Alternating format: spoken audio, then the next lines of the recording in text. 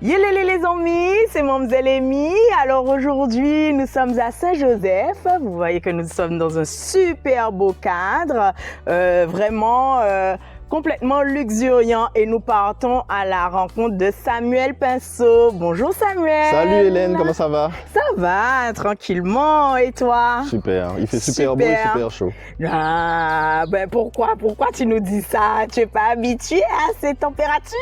Mais non, j'ai perdu l'habitude. C'est vrai. Ouais. Mais qu'est-ce qui fait ça? Alors, tu es obligé, hein? Ouais, oui. Est-ce que tu peux te présenter, s'il te plaît, Eh bien, Samuel? écoute, oui, bien sûr, enchanté. Alors, Samuel Pinceau, je vis actuellement maintenant au Canada. Ça fait 16 ans. Et je suis originaire de la ville de Sainte-Marie. D'accord. Et depuis l'âge de 12 ans, je vis ici à Saint-Joseph. D'accord, très bien. Alors, Samuel, bon ben, tu nous as dit un petit peu, voilà, d'où tu venais, mais est-ce que tu pourrais nous partager ton parcours académique, ton parcours professionnel? Ben oui, bien sûr, avec plaisir. Donc alors j'ai fait ma scolarité, si on doit partir du début, donc à Sainte-Marie. D'accord. Jusqu'au collège où j'étais au collège de Saint-Joseph. Ok. Saint-Joseph, après le lycée à Cajou 2, au Lamentin, qui est pas loin d'ici. Et puis, suite à ça, j'ai fait une école de commerce, donc l'école de gestion de commerce de la Martinique. Ok. Donc, c'est un réseau de 28 écoles où on peut justement aller chercher une licence en administration. D'accord, Voilà. d'accord, pour ton parcours académique. Et alors du coup, il faut que tu nous expliques comment toi, Samuel, donc tu pars donc d'une licence en gestion, en administration, et du coup tu as pour arriver jusqu'au Canada. Exact. Eh bien, écoute, au début, ça a commencé quand j'étais tout petit. J'aimais bien voir comment les gars en affaires étaient habillés, c'est-à-dire veston, cravate et puis les petites chaussures. D'accord. Puis j'ai toujours dit, moi je serai homme d'affaires quand je serai plus grand. Et en fait, je me suis vite rendu compte que le monde du bureau, c'était pas pour moi.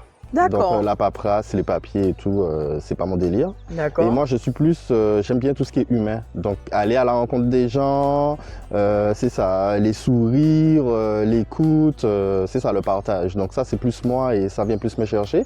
Et puis j'aime énormément bouger. Donc je suis pas capable de rester statique à un endroit, c'est impossible. D'accord. Donc du coup, mais est-ce que tu as quand même essayé la cravate, les petites chaussures et tout ça? Ben oui, moi essayé petit brin. Donc c'est sûr que c'était très joli, mais après, dans le fond, c'est pas quelque chose qui m'allumait vraiment, quoi. Rester dans un bureau, le monde vient à moi. Bon, en fait, c'est plus comme ça manquait d'énergie, en fait. Ça manquait d'énergie. Donc j'aime plus comme le partage, bouger. C'est comme tout à l'heure, je vais aller visiter les jardins des Modes, un petit coucou. Donc j'irai en pleine nature au Morne Rouge. Voilà, moi, il faut que ça bouge, il faut que je voyage. On a la chance d'avoir plusieurs îles à côté de nous, donc c'est bien de pouvoir bouger. Et puis maintenant, avec la mobilité, donc on a le Canada, mais il y a plein de choses autour, donc c'est bien d'aller visiter ça, quoi. D'accord. Et alors, comment tu arrives, comment tu pars au Canada? Comment l'étape le Canada arrive? Alors, l'étape le Canada arrive suite à 2009, donc un gros mouvement qu'il y a eu en 2009. Oui, le mouvement social. Exactement, le 5 février. Et puis en même temps, ça a été une espèce de prise de conscience. Et puis étant jeune, je me suis dit, pourquoi pas aller voir ou macréler ce qu'il y a ailleurs. Donc voilà. D'accord. Donc, le petit côté entier est ressorti, le petit côté macrélage, donc d'aller surveiller, d'aller visiter. Et puis je me suis dit, l'Amérique du Nord, pourquoi pas? Donc, vu qu'il y avait des programmes d'échange avec la France, via un programme, j'ai pu partir au Québec dans un premier temps pour une durée de 6 mois. Et puis cela m'a laissé le temps de savoir, est-ce que je serai à l'aise? Est-ce que j'aime ça? Et je ne vais pas te mentir que dès la première semaine, j'étais déjà bien, quoi, parce que les choses vont vite là-bas. Ça va très très vite, ça bouge. Même le contact avec la hiérarchie, c'est tout le monde est au même niveau là-bas et puis on te pousse aussi à évoluer, à te développer. Grow up. Yes. Ok. Et donc du coup, professionnellement, ça a été facile. L'acclimatation, comment ça s'est passé? Est-ce qu'il fait froid? Faut dire en manière, parce que ici, C'est sûr que, bon, ayant grandi entre du 28 puis 33, Oui, hein? nous ne sommes pas sur les mêmes réalités. Quand tu vas goûter au début à du 10 et après du 5 et puis on descend dans les moins, hein? Ici, il fait 20 degrés, là-bas, il fait moins 20, quoi. Donc, c'est sûr que c'est une autre réalité. Alors, en termes d'adaptation, ça a été quand même parce qu'ils sont bien équipés. D'accord. Ça, il faut leur donner ça. Ils sont bien équipés, les voitures sont bien chauffées, les manteaux, ça va. Quand on rentre dans un commerce ou peu importe, ils sont vraiment bien équipés à ce niveau-là. Après, c'est sûr qu'en novembre, il y a le petit côté des primes qui va venir, hein? Parce qu'on change d'heure, donc il fait noir plus tôt. Bien sûr. 15h45, l'ennui déjà en l'air. Ah oui. Ce sont pas, même avec la métropole, c'est pas l'Hexagone, ce ne sont pas les mêmes réalités. C'est ça. Donc, c'est sûr que c'est autre chose. Et puis, oui, on n'a pas la mer à côté. Hein. D'accord. Donc, ton poulet boucané, et puis... Hein? Oui, les grillades, ouais. Attendre. Voilà, il faut attendre. Il faut attendre. Ok, très bien.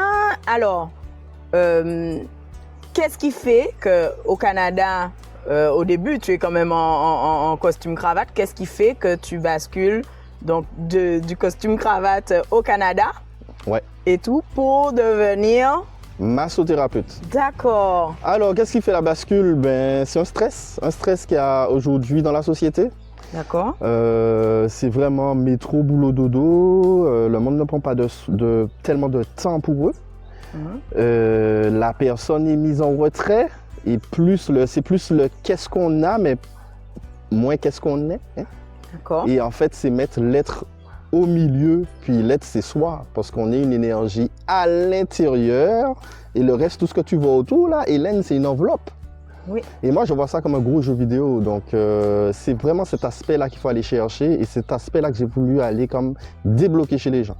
D'accord. Et de là, ça me travaillait beaucoup, hein, cette histoire de bien-être, de massothérapie, aller chercher la formation. Donc, j'étais dans un premier temps m'informer dans une école de massothérapie au Québec et j'ai expliqué clairement à la directrice mon projet. D'accord. Et elle m'a dit, toi, tu sais ce que tu veux. Et j'ai dit, ben on doit aller. Voilà. Et j'ai fait ma formation. Donc, formation de base, 2 ans en massothérapeute. Après ça, j'ai pris une spécialisation sportive. Et suite à ça, j'ai été chercher l'oncologie massage. Donc, c'est un an additionnel de formation où je peux travailler tout ce qui est comme drainage lymphatique, post-chirurgie, post-accident. Je fais aussi du palliatif. Donc, les personnes en fin de vie, voilà, accompagner les personnes en fin de vie, il m'arrive de faire cela. D'accord, d'accord. Alors, tu as évoqué l'aspect sportif. Pourquoi tu vas chercher donc cette spécialisation sportive? Quel est ton lien avec le sport? Alors, mon lien avec le sport, quand je suis plus jeune, depuis ma jeunesse, depuis l'âge de 6 ans, j'ai découvert, c'est ça, le basket, par le biais de mes frères, hein, qui jouaient aussi au basket, et puis aussi par le biais de l'environnement. Oui. C'était la période Michael Jordan, voilà. Hein? Tout le monde, c'était vraiment, après le foot, c'est ce qui suivait en Martinique. Et tout de suite,